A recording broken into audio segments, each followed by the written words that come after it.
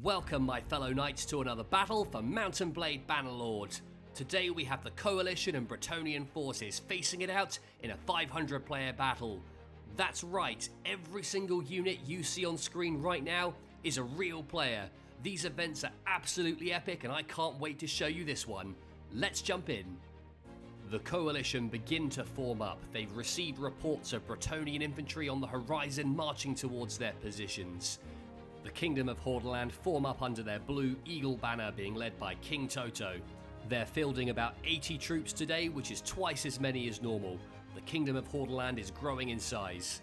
As we move across the formation, we've also got Coronis Ibiricus here, also bringing a large number of troops. SVCI and Kingdom of Franks are also going by there. The Bretonnians are a formidable opponent.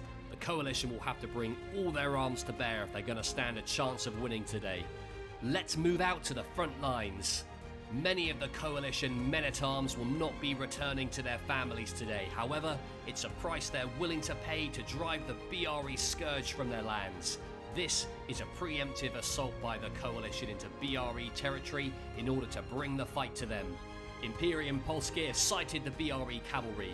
They move out to intercept them. It's their job to protect the Coalition forces from enemy charges. The Bretonnian forces emerge from behind the rocks. It's a surprise attack. The Coalition must get into position and form a sheer wall in time. I can see Coronis Ibiricus and the Kingdom of Hordaland taking the centre. Over on the Coalition left, we've got Almagavers holding this side. You can also see the Coalition archers positioned in the back on the high ground, firing over the head of their allies. The Coalition form up just in time. The BRE have taken the high ground on top of the rock and stare down towards the Coalition lines. I know they don't get mentioned as often, but you've got 13th Tagma there also wielding some archers from behind the rock on the left. As we zoom out, you can see Brion holding the high ground. Host are just to their left, normally fighting for the Coalition, but today they're fighting for the Bretonnian side. Let's move down their ranks and get the BRE perspective of the battle. They're a kingdom made up of a number of smaller houses. Each banner represents a different lord and the troops they command. You can see Curon and Castan in the back lines there. You've also got Musalon, Garamond and Mortanel leading the charge straight into the KOH shields. And just like that, the battle officially begins. The Bretonnians attempt to break through the shield wall in the centre, however, it holds firm for now. As we move over to the right flank, we've got the Coalition, Coronis Ibiricus, Kingdom of Franks and Almagavers holding this side. I can also see a random BD unit there as well. Must be a straggler grouping up with the rest of the Coalition. Brion on the hilltop decide to charge down, swiftly followed by Host, who decide they're going to try and prevent this Coalition flank from getting their archers. Speaking of which, the BRE archers will be getting some good shots off from the high ground and causing a lot of damage. The battle is now in full swing. It might look like chaos, but if you look closely, every clan is formed up under their banner, taking orders from their commanders. And I can't stress enough, guys, that commander role is so pivotal. Without it, each unit will have no cohesion.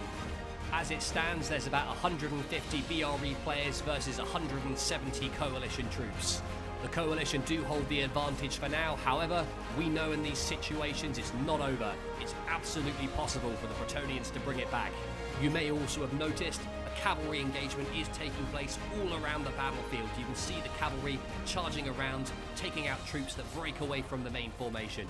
Coronis Ibiricus have now taken the hill, the BRE have been pushed off down into the field below. They're rallying around the control point, looking to hold off the Coalition as best as they can. As we move around the rock, we can see the Kingdom of Hordaland finishing off what remains of Mortanel and Aquitaine. Once they're done here, they'll be making a push towards the control point. In the distance there, you can see Coalition banners raised high on top of the rocks. The Bretonnian forces are now in disarray. They're gonna have to fall back, regroup, and try this assault once more. Well done to both teams. All players fought valiantly in this round. However, it is a Coalition victory. Let's move swiftly on to round 2. It's absolutely worth sticking around. We're going to be following a soldier fighting on the front line and see things from their perspective. This is a round that I played fighting for the Kingdom of Hordaland. Cavalry coming from the left, we get our spears up, looking to fend them off. The horsemen don't like the look of it. They veer off at the last minute, looking for more opportunistic targets. We're being led by King Toto in this 80-man formation. due to the size, it's likely that our actions will dictate whether the coalition win or lose this round. The BRE formed up look very foreboding. As I stare down the line, you can see the rest of our coalition allies advancing towards their positions. We decide to do the same. There's a lot of ground to cover. Our men will need to keep their shields up to make sure they're protected. Without these shields, we'd be taking a lot of damage right now. As an individual soldier, it can be difficult to see what's happening on the rest of the battlefield. We just have to trust our commander's orders and move exactly as he commands. We're moving slowly towards the lines. We're on the cusp of an all-out battle. On the right there, you can just make out Coronis Ibericus trying to get a wide flank on the Bretonnians. It looks like they're engaging. Our lines are yet to see action. We don't have long to wait though. The charge order has been given. We head towards the Bretonnian lines. Aquitaine, Mousillon and Montfort charge towards us. Our commander has recognised that we are outnumbered. We decide to play defensively, buying time so that our allies can clean up on the right-hand side.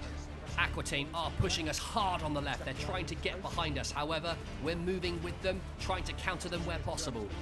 We're seeing one tiny part of this battle. To the right, a huge fight is unfolding.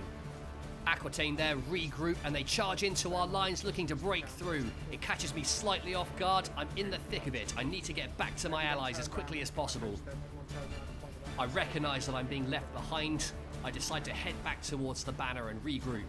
We're being pushed hard on this side and have no option but to keep falling back. I try and stem the flow, charge in, just get a kill. I am being a little overconfident though. I charge into the Aquitaine troops, realising I am outnumbered and being left behind by my allies. I get quickly surrounded and taken out. That spells the end of my journey in this battle and shows just how important it is to stick with your allies. Our defensive tactic has paid off. Our allies have cleaned up on the other side of the battlefield and we've rejoined them. We decide to form up and make a push. Coronis Ibericus are fighting off what remains of the Bretonnians on the left there. As soon as they're done, they'll be heading back over to our positions to help us finish off Aquitaine and Mousillon for good. The Bretonnian banners fall one by one and it becomes clear we're heading towards a coalition victory. Only a small number of BRE fighters remain. We charge in looking to take them out once and for all. And that's a coalition victory. We just watched 2 of 10 rounds that were actually played on the day. If you want to sign up and join these, I'll show you how momentarily. As is tradition, I'm extending an open invitation to everyone watching this video. All you have to do is join a clan. I personally play for the Kingdom of Hordaland. I'll post a link to our Discord in the description below. You're welcome to join us. As always guys, thank you so much for watching and I'll see you in the next one.